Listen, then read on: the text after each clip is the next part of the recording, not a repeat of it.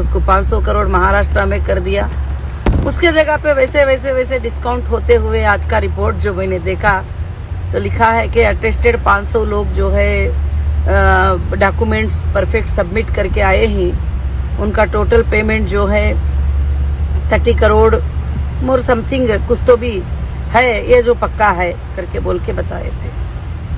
मगर मैं पहले से बता रही थी कि जो भी लगा रहे हैं वो इल्ज़ाम है और गलत है, और अल्लाह एक दिन ज़रूर से ज़रूर जो है सच्चाई को बाहर लाएगा। जो कंपनी की खाली सिर्फ सैलरी चेक करेंगे तो पता चलेगा कि कंपनी कितना काम करती थी।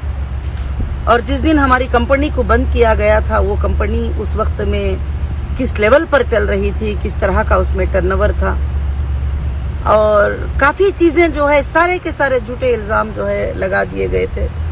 आज वही पेज को मैंने देखा जो पेज कभी भी हमेशा 50,000 करोड़, 6,000 करोड़, 7,000 करोड़ कहता था, तो नीचे वो पेज बता रहा है कि 30 करोड़।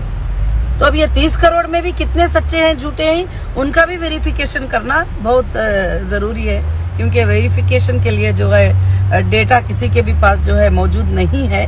तो और दूसरी बात क्या है कि अल्लाह के फजलो करम से कंपनी वो जो इल्ज़ामें लगाए थे वो तो स्कैम के थे, पोंजी के थे, अलग अलग बातों के थे जो इल्ज़ामें लगाए गए थे। ये तो कस्टमर का और कंपनी का लेने देने का मामला है। ये तो हमेशा हर कंपनी में होता है। कोई भी हिंदुस्तान की कंपनी नहीं चलेगी जब तक कि कस्टमर का और कंपनी का लेने देने का मामला ना हो, तो फिर कंपनी ही नहीं रहती है। ये कस्टमर का और कंपनी का एक विथ अग्रीमेंट लेने देने का मामला है। और नौहिरा शेख ने कहीं भी किसी इन्वेस्टिगेशन एजेंसी में ये नहीं कहा कि मैं नहीं देना है, मैंने देना है मगर चेक करके देना है, किसको देना है, किसको लेना है, कौन कितना ले लिया है, कौन कितना खा लिया है, सब कुछ चेक करके मुझे जरूर से जरूर देना है। तो मगर बहुत खुशी हुई, तो मैंने चाहा कि अल्हम्दुलिल्लाह आप सबको जो है कि अपडेट दे दूं कि आप लोग अलग अलग कंफ्यूज ना रहें कि उसमें इतना लिख दिया है और उसमें हेडिंग में ही डाल दिया है कि 3% लोगों ने क्लेम्स मांगे हैं।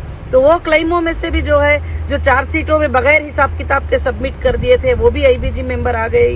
जब 6,000 आईबीजी मेंबर मैंने देखा तो उसमें मेरे ख्याल से 3,000 आईबीजी मेंबर तो विड्रॉल ले चुके हैं ऑलरेडी, और बहुत सारे हैं मगर चेक करना बाकी है। अल्हम्दुलिल्लाह मैं भी बैठ के उसके ऊपर जब से एसएफआईओ की सीट आई है मैं बैठकर स्ट्रांगली काम कर रही हूँ उसके ऊपर। इंशाअल्लाह अल्लाह के फजल से जो सच्चे लोग हैं, जो सच्चाई से हैं, वो अल्हम्दुलिल्लाह वो उनको कहीं भी पेमेंट मिल जाए, अल्लाह का फजल है, मुझे खुशी है। मगर झूठे एक बंदे को भी ना पेमेंट मिलेगा, और जो इल्जाम लगाए ही गलत आईबीजी मेंबरान डाले ही और गलत डाले ही उनको आगे छोड़ेंगे भी नहीं। और जो भी इल्जाम लगाए थे 6,000 करोड़, 5,000 करोड़, जो पार्लियामेंट में खड़ के 50,000 करोड़ किसके सामने, फाइनेंस मिनिस्टर निर्मला सीतारामन जी के सामने बोला जाता है खड़कर, तो इल्जाम लगाने से पहले कम से कम चेक तो कर लेते, कम से कम एक बार देख तो ले लेते। तो किसी को भी जो इल्जाम लगाते हैं उनको लीगल में तो नहीं छोड़ूंगी कभी भी, मैं ये बात हमेशा कहती आ रही हूँ। जो भी बैठकर मीडिया के ऊपर इल्जाम लगा रहे थे, पेपर्स में लगा रहे थे गलत, क्योंकि कोर्ट में जब मामला जाता है तो कोर्ट का डिक्लेरेशन आने तक किसी को भी वेट करना पड़ेगा।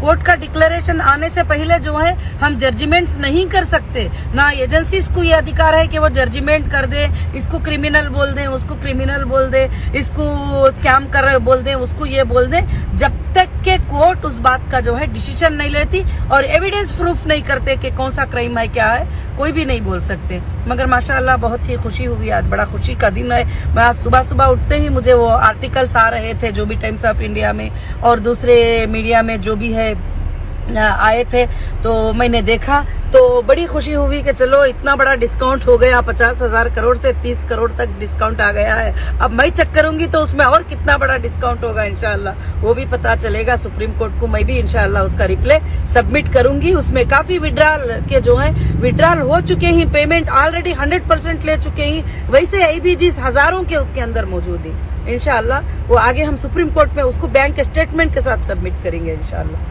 जज़ाकुमुल्लाहु खैर। अस्सलामु अलैकुम। थोड़ा अभी मालूम है मीटिंग भी थी आज हमारी बेलापुर ऑफिस में, मैं जा रही थी तो मैं सोची कि आप मेंबर्स को भी जो है कि अपलोड कर दूं एक अपडेट इंशाअल्लाह। आज का जो भी आर्टिकल आया है उसके बारे में आप कंफ्यूज ना हो, इसलिए मैंने ये किया है। जज़ाकल्लाहु खैर। अस्सलामु अलैकुम वरहमतुल्लाहि वबरकातुहू।